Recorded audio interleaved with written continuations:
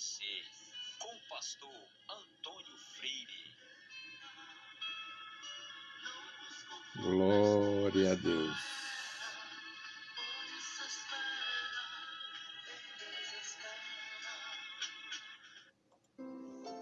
Meus queridos irmãos, a paz do Senhor, bom dia! Graças ao nosso Senhor pela palavra que nós temos recebido. E com esta palavra nós nos alimentamos, com esta palavra nós sobrevivemos. Vivemos dias difíceis, situações muito graves, muitas vezes. A igreja de alguma forma é atingida, mas a gente, confiando no Senhor, usando a palavra verdadeira a vida inteira, a gente sai vencedor. Promessa do Senhor Jesus que não cairá por terra. Nós vamos meditar, amanhecer meditando na palavra de Deus no Salmo 118. Nós vamos ver os versículos de 1 a 7 e aprender como é importante louvar e bendizer o Senhor e confiar. Louvai ao Senhor porque Ele é bom, porque a sua benignidade dura para sempre. Diga agora, Israel, que a sua benignidade dura para sempre. Diga agora à casa de Arão, que a sua benignidade dura para sempre. Digam agora aos que temem ao Senhor, que a sua benignidade dura para sempre. Invoquei o Senhor na angústia, o Senhor me ouviu e me tirou para um lugar espaçoso. O Senhor está comigo, não temerei o que me pode fazer o homem. O Senhor está comigo entre aqueles que me ajudam. Por isso verei cumprido o meu desejo sobre os que me aborrecem. Louvado seja para sempre o nosso Deus. Meus amados irmãos, aqui é uma chamada geral. Aqui é uma chamada geral. Israel tinha uma divisão e subdivisão no aspecto do serviço a Deus. A nação toda era a nação eleita, a nação que foi criada com o propósito de servir, adorar e proclamar o nome do Senhor. E dentre as tribos da nação, uma tribo era, portanto, escolhida para servir as outras 11. E aqui é a casa de Arão, casa sacerdotal mencionada. Então aqui é uma chamada geral. Louvai ao Senhor, porque Ele é bom, porque a sua benignidade dura para sempre. E esta bondade de Deus se estende de geração em geração e alcança os céus, a terra, os astros, tudo que existe. Faz parte desta bondade do Senhor, dando sustentação à sua obra maravilhosa. A gente vê no Gênesis, Deus foi criando e observando, e lá no capítulo, no início do Gênesis, diz que Deus viu que era bom. Deus só tem 2 notas para si mesmo ali. Deus viu que era bom, ou Deus viu que era muito bom. Deus fez isto, fez aquilo e viu que era bom. Deus fez isso, fez mais aquilo outro e disse que era muito bom. Deus só tem essas 2 notas, o bom e o muito bom. E o Israel foi uma dessas criações de Deus. Portanto, no 2º versículo, o salmista responsabiliza Israel por esta proclamação. Diga agora, Israel, que a sua benignidade dura para sempre.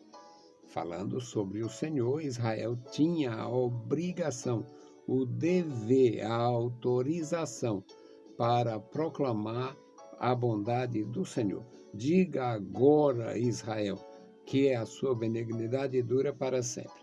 Mas o Israel é o todo. Então agora a classe sacerdotal, a casa de Arão, no versículo 3. Diga agora a casa de Arão, que a sua benignidade dura para sempre. Portanto, a benignidade, a bondade de Deus, a compaixão, a misericórdia de Deus, ela se estende por toda a criação, ela se digamos, ela foca ou se concentra na nação de Israel e ainda de uma forma muito fechada e especial na casa de Arão, a casa sacerdotal. Mas aí é claro que a palavra de Deus ela é inspirada pelo Espírito Santo de Deus, que é atemporal e sabe tudo o que Deus vai fazer. Nós aprendemos no Novo Testamento, na primeira epístola de Paulo aos Coríntios, que o Espírito de Deus, ele sonda até as profundezas de Deus. Então, o versículo 4 aqui deste salmo diz: diga agora os que temem ao Senhor, sem mencionar raça, sem mencionar tempo, sem mencionar nada. Digam agora os que temem ao Senhor, que a sua benignidade dura para sempre. Então, é uma grandeza, é uma manifestação da bondade, da misericórdia, que se estende por todos os séculos, por todas as gerações, e em todos os lugares e em toda a extensão da criação física, animada e inanimada. No versículo 5, aí entra a experiência pessoal. O salmista diz no versículo 5: invoquei ao Senhor na minha angústia. Invoquei ao Senhor na minha angústia, o Senhor me ouviu e me tirou. Ele me tirou do sufoco, do aperto e me levou para um lugar espaçoso, para um lugar amplo. Ele me deu garantias, segurança, ele me deu tranquilidade, me tira do aperto e me leva para uma planície de segurança na sua santa presença. Então, é uma grandeza a gente meditar neste salmo. Começa com a misericórdia de Deus extensiva a toda a criação, vem para Israel, foca a casa de Arão e agora já está realmente no aspecto de alcance geral. Digam os que temem ao Senhor, sem mencionar nenhuma sem especificar nenhuma relação com a terra, nenhuma relação com nações, com isso ou com aquilo. Aí ele termina falando sobre a experiência pessoal no versículo 5. Invoquei ao Senhor na minha angústia, ele me ouviu e me deu esta garantia, me levou para um lugar espaçoso. E no versículo 6, ele diz: o Senhor está comigo. O Senhor não levou e deixou lá.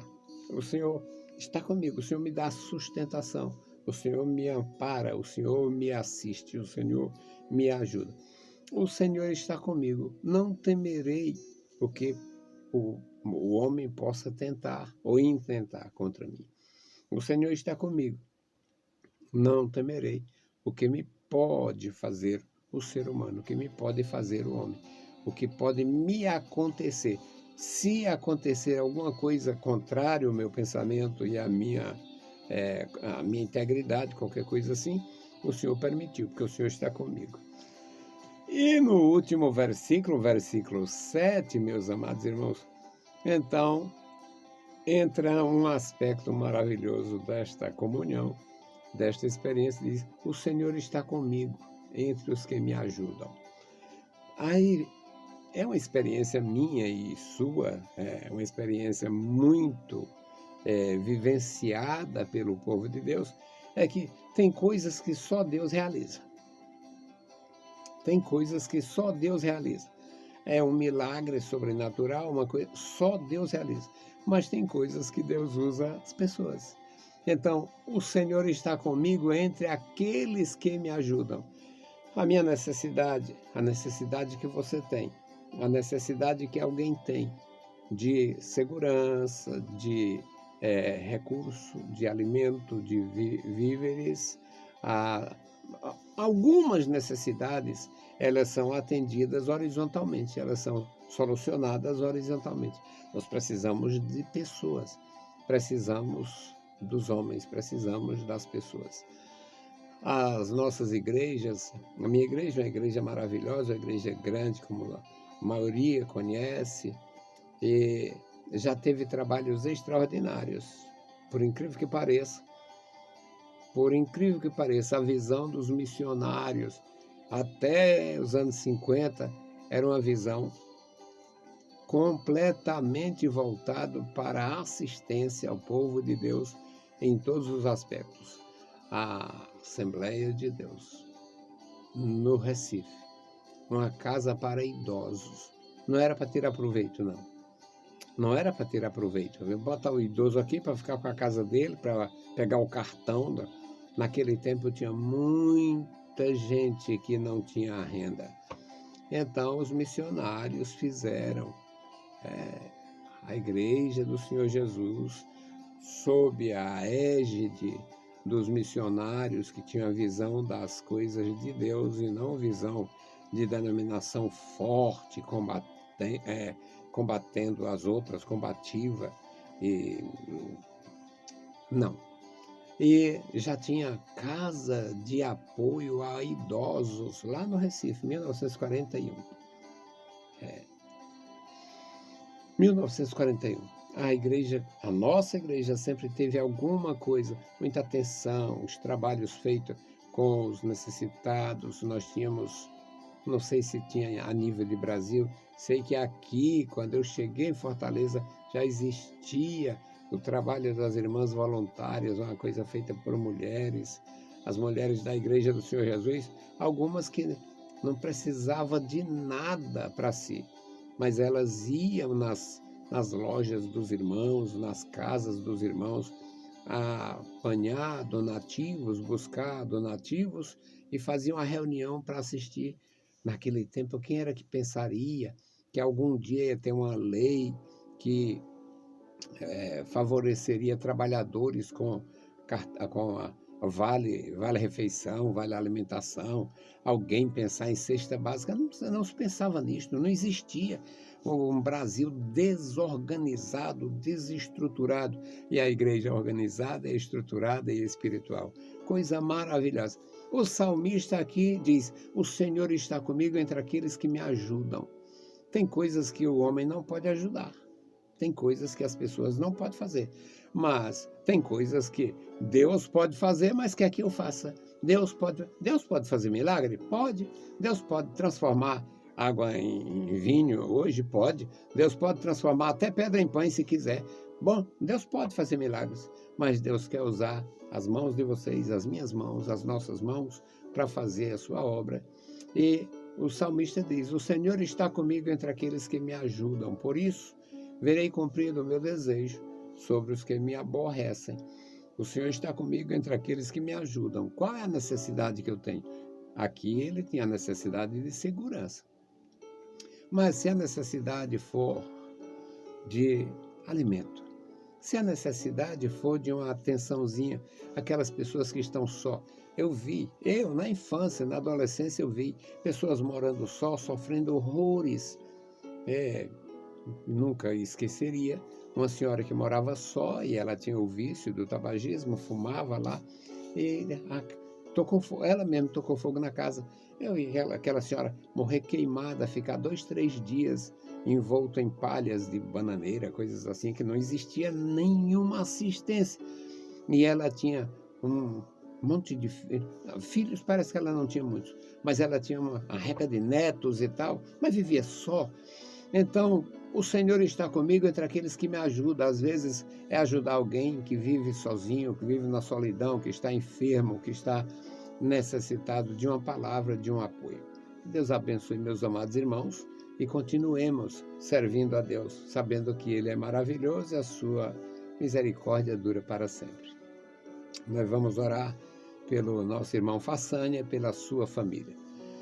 Bendito Senhor, estamos em Tua presença, agradecemos a Ti, Senhor, por mais um dia que Tu nos concede, pela Tua bondade, pela Tua graça.